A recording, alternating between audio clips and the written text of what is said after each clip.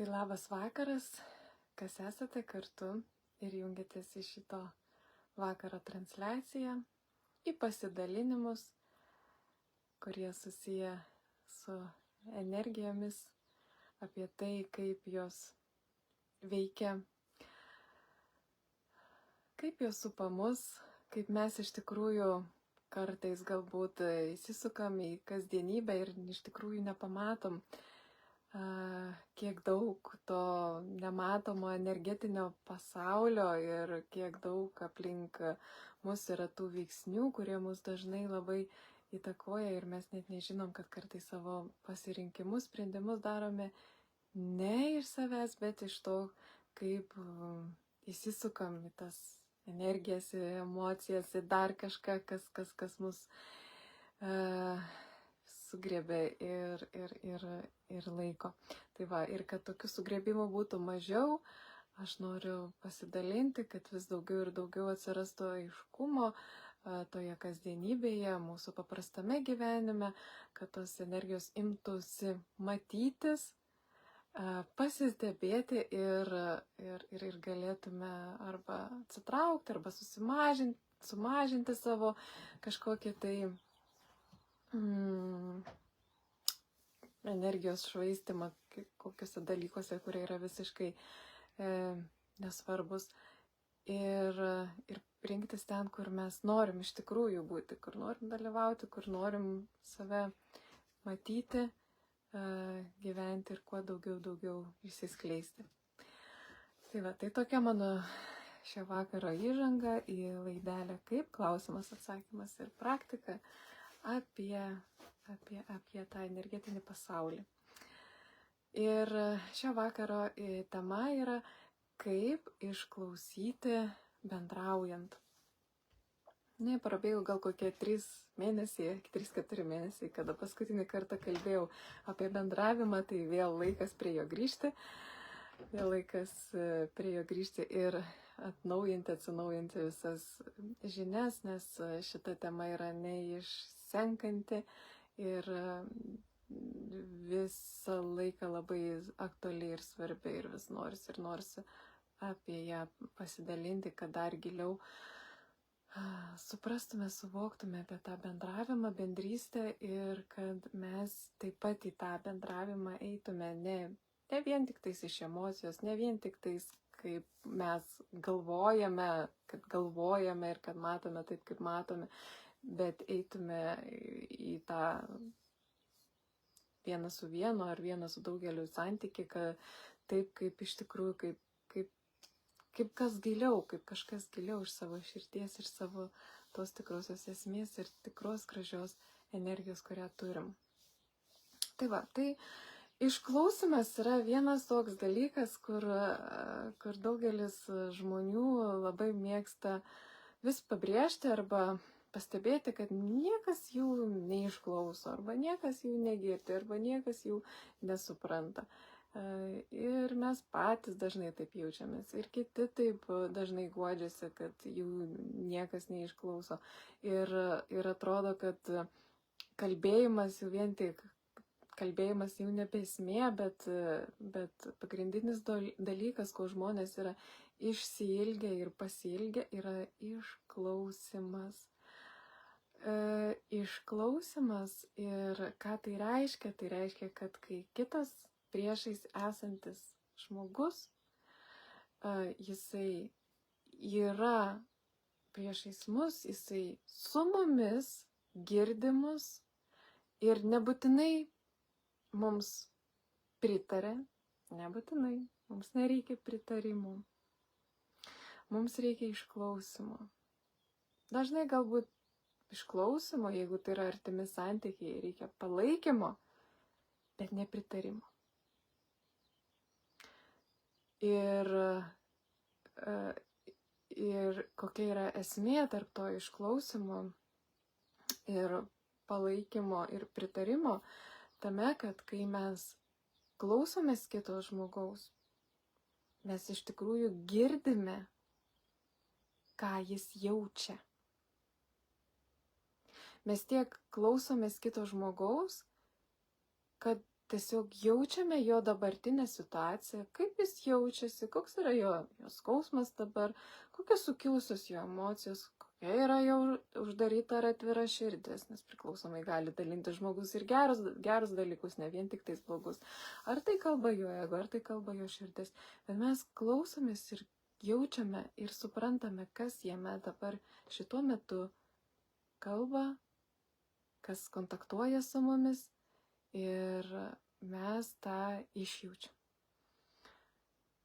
Ir mes nebūtinai pritariam jo žodžiam, nebūtinai sutinkam su tuo, arba mums patinka, ką jisai sako, bet mes tiesiog būnam tame išklausime, kuris tiesiog leidžia tam žmogui išsisakyti, be jokių patarimų, be jokių pamokslavimų.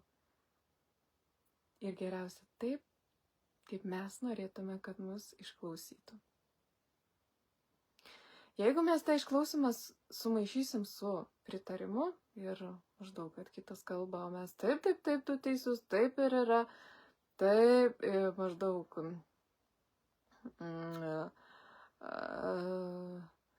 kad dėl tokio, kur perdėta harmonija, perdėtas tasai nuolankumas, tada mes energetiškai išduosime save. Jeigu pritarsime tiem dalykam, kam nepritariam, bet dėl to, kad nebūtų ten kažkokių barnių pykčių, mes sutinkam dėl šventos ramybės ir tegu bus taip, kaip nori, tai nebus išklausimas. Ir tai bus kitas karminis dalykas, ką susikursim savo, tai per tą savęs išdavimą. Išklausimas yra tame, kad mes nenumojam ranką, nenusileidžiam ir nepriešginiaujam, neprieštaraujam, nekeliam balso ir neėmam į ginčus, kaip ten yra iš tikrųjų, bandant išieškoti, bet tiesiog leidžiam kitam žmogui pasisakyti jo dabartinėje būsenoje, kaip jis jaučiasi. Kitas svarbus dalykas šitoj vietoj, kad kai žmogus kalba taip, kaip jaučiasi, nepradėti pamokslauti. Nepradėti kišti savo situacijos, o man tai buvo taip, o aš tai žiūrėk, kaip susitvarkiau situaciją. Nu, žinok, tave nervuoja tai, o manęs visiškai tai nenervuoja, man yra visiškai kitaip. Arba, oi, aš puikiai tai suprantu ir aš kaip susitvarkiau, perėjau ir išmokau ir sužinojau. Ir žinok, aš tai taip pat. Arba aš tai jau kaip pažengiau. Arba žiūrėk, kaip tau reikia daryti ir tau pasiseks taip pat, kaip ir man pasisekė.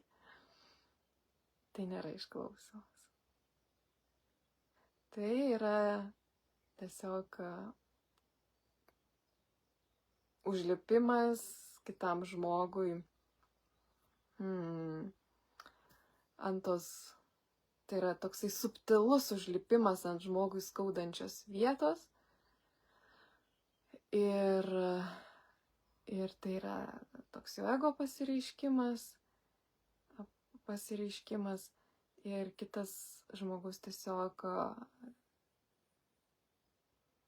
nebenorės toliau dalintis, dėl to, kad jis tiesiog norėjo būti šiuo metu jis išklausytas, kaip jis jaučiasi toje vietoje ir toje situacijoje, o ne išgirsti taip, kaip kažkas susitvarkė.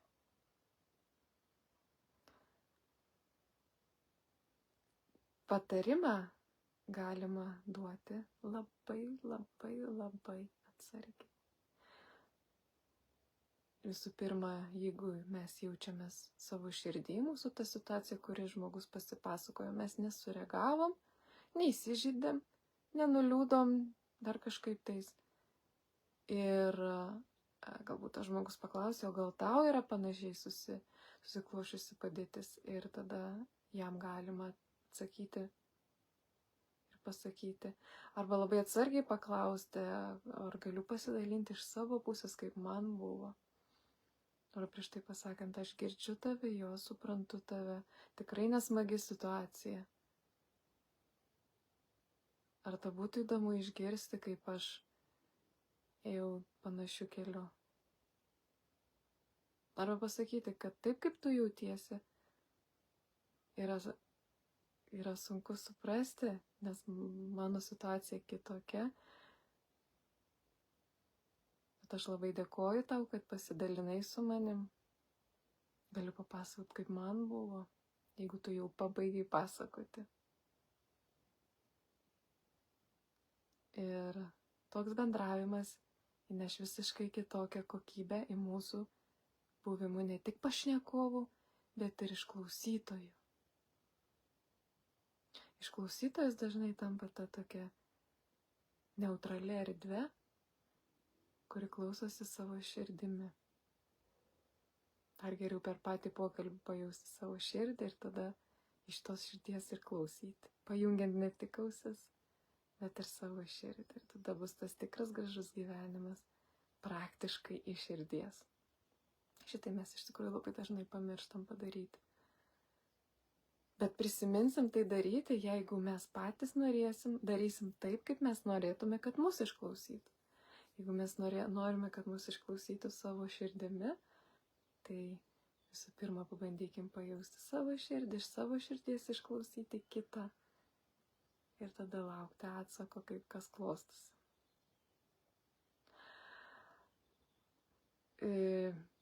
Žinot, yra toks juokas pokštas, kai sako, ateina žmogus pas psichologą, visą valandą jam kalba. Psichologas nepasako nei vieno žodžio. Ir kai jau klientas baigia kalbėti, psichologas sako, gerai, ačiū jums, iš jūsų 70 eurų. Jis nepasakė nei vieno žodžio. Tame yra ir juokas, tame yra tiesa. Juokas tuomet, kai jeigu psichologas nuobodžiaudamasis klausėsi, laukia, kada čia laikas greičiau prabėgs ir kada čia dar 5 klientus reikės išklausyti ir mintise galvojo apie būsimą vakarienę arba kaip paskaitęs Facebooko žinutes per tą atėjusią valandą. Tai tada taip, čia yra juokas. Tas 70 eurų. Bet jeigu psichologas arba tas žmogus, kuris išklausė ar ne specialistas, jisai buvo su tuo žmogum tame buvime, klausimėsi, stebėjime, nevertinime. Ir tas klientas pajuto vien tik nuo kalbėjimo palengvėjimą. Arba vien tik nuo kalbėjimo jam pačiam atėjo jo atsakymai. Tai psichologas padarė labai didelį darbą. Jeigu žmogus bekalbant pats randa atsakymus į savo iškeltus klausimus, atrodo, kitas pašnekovas lyg nieko ir nepadarė, bet jisai pabuvo tą erdvę, kurioje žmogus galėjo pasakyti ir išgirsti save ir tame rasti atsakymus į savo rūpimus klausimus. Nes kaip ten bebūtų, pas kokius specialistus beitume, pas kokius profesionalus besikreiptume, pati didžiausia siekiamybė yra tai, kad žmogus pats rastų atsakymus į savo iškilusias problemas, nes visi absoliučiai žmonės yra labiausiai motyvuoti kažką daryti, kai galvoja, kad sugalvojo patys. Mano brolis labai mėgsta tai pabrėžti. Jeigu kažkas kitas pasako, tau būtų geriau daryti taip ir taip, tai nėra tokia didelė motyvacija. Yra smalsumas, taip, bet tas toks vidinis įkvėpimas visada yra, kai žmogus pats išjaučia ir sugalvoja, ką daryti. Mes tikrai galim būti tas žmogus, kuris pasidalina įkvepiančią istoriją. Tas, kuris pasako kažkokį gerą žodį, gerą mintį, Bet dievaži tai turi vykti su tokia tyra energija, su tokiu tyrumu, su tokiu neperdėtu noru pagelbėti ir neturi būti jokio noro pamokslauti. Tada nuskambės viskas savo vietoje ir savo laiku. Nes išklausyti tai irgi yra darbas ir sunkus darbas. Kaip viduje tenka kartais susikauti su savo keliais drakonais, kad neišleisti to drakono kitam žmogui, kuris yra tiesiog atviras širdimi, su savo skausmais, savo žodžiais. Ir taip norisi jį pamokinti, kai yra pastatyti į jo kelią, į jo vietą.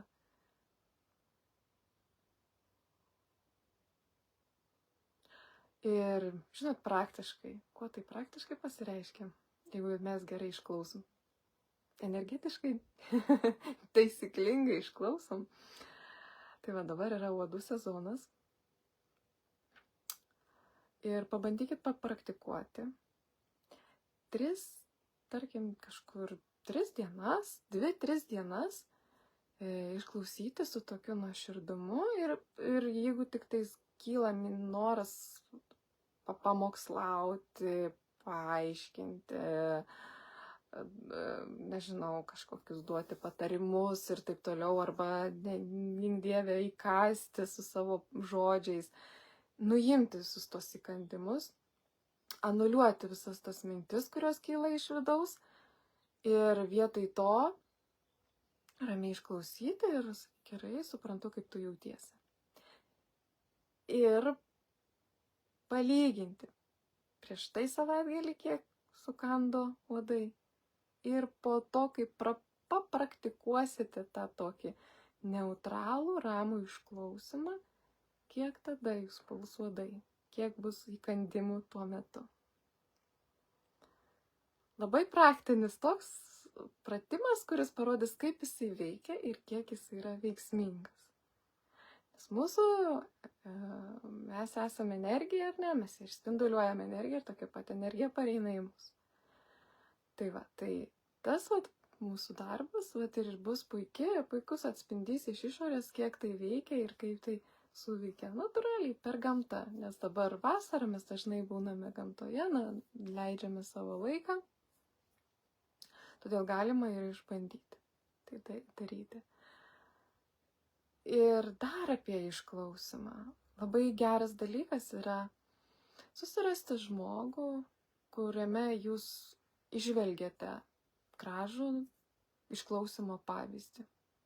Ir pastebėti tą žmogų. Žinot, mes kai kažką stebime, mes prisigeriame tos energijos, ar ne? Irgi, kad kokia žmogaus savybė mums patinka, jeigu mes ją stebime, tada mums irgi ima, taip sakant, energetiškai aktyvuotis arba tiesiog atsirasti tos savybės irgi kažkur užslėptos ir jos ima reikštis mumise, nes mes tiesiog skiriam tam dėmesį. Lygiai taip pat, kai kažkam negatyviam skiriam dėmesį, irgi ima aktyvuotis, tai tas išaktyvuojam, ar ne, energijas, kurios nereikia. Ir atrandame žmogų, kurio buvimas, išklausimas mums yra pavyzdys. Kadangi dabar čia išklausimo tema, tai aš tada daugiau apie išklausimą ir kalbu kaip pavyzdį. Tai va, kas žmogus jums, kuris patinka, kad jūs išklauso. Tai jūs bandykite įsiklausyti, kaip tas žmogus išklauso jūs. Arba kažką kitą tas žmogus išklauso. Ir tada patys pabandykit papraktikuoti tą išklausimo meną, kaip tas žmogus išklauso. Tada jūs padarykite kitiems ir po kurio laiko jūs tą patį gausite kaip grįžtamą į ryšį. Už savo pastangas, už savo įdėtą norą kurti darnią, harmoningą erdvę, kurti darnius, gražius santykius, bendravimą. Ir tada tas gražiai atsilieps ir jūsų santykiuose. Atsispindės kažkurio tai būdu. Nereikia dėti vilčių, lūkesčių, kur, kaip tai pasireikš, su kokiais žmonėmis, ar iš kur, taip. Čia jau ne mūsų valia. Viskas susidėlios taip, kaip yra geriausia ir kaip priklauso. Mums tiesiog yra tas atverti savo širdį, savo nuoširdžias pastangas ir susirasti būdą, kaip išmokti išklausyti. Ir kai mes išmoksime tai padaryti, tas nuoširdumas mums grįž šimteriopai. Ir atsiras kažkas kažkaip kažkur mums tikėtai, netikėtai, bet kas mus taip pat išklausys. Kas taip pat mums duos tą grįžtamą į gražų išklausimo atsaką ir mes jausimės pilnavertiškai bendravime. Tai va, tai tiek šį vakarą norėjau su jumis pasidalinti. Noriu pakviesti pasimėgauti išklausimo gale, būti tą erdvę, būti širdies atverėjais, kas kuria gražią aplinką ir kam svarbu santykiai ir bendravimas. Tai ačiū Jums labai, linkiu gero vakaro ir susimatysime jau kitose transliacijose kitą savaitę. Iki.